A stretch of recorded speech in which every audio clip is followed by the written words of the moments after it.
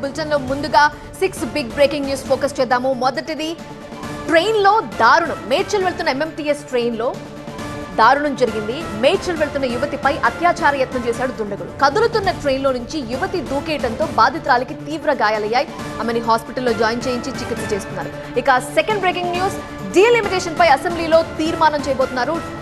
తెలంగాణ అసెంబ్లీలో ఒక తీర్మానం చేయబోతోంది ప్రభుత్వం. అన్ని పార్టీల నుండి అభిప్రాయాలు సేకరిస్తారు. త్వరలో హైదరాబాద్ లో బహిరంగ సభ నిర్వహణకు కాంగ్రెస్ ప్లాన్ చేసింది. థర్డ్ బ్రేకింగ్ న్యూస్ చూస్తున్నాము. విడుదల రజనీకి ఇవాళ ఏసీబీ నోటీస్ ఇచ్చే అవకాశం ఉంది. స్టోన్ క్రషర్ యజమానిని బెదిరించారు అనే ఆరోపణలపై విడుదల రజనీపై కేసు నమోదు చేసిన ఏసీబీ ఇవాళ నోటీసులు ఇచ్చే అవకాశం ఉంది. ఈ కేసు నేపథ్యంలో రజనీ, ఎంపీ కృష్ణదేవరాయల మధ్య మాటల యుద్ధం నడుస్తోంది. అవి కూడా ఈ బులెటిన్ లో ట్రాక్ చేద్దాం. ఇక fourth breaking news, phone tapping కేసులో ప్రభాకర్ రావుకి సంబంధించిన అప్డేట్ ఇది. బెయిల్ పిటిషన్ పై ఇవాళ హైకోర్టు విచారణ జరపనుంది.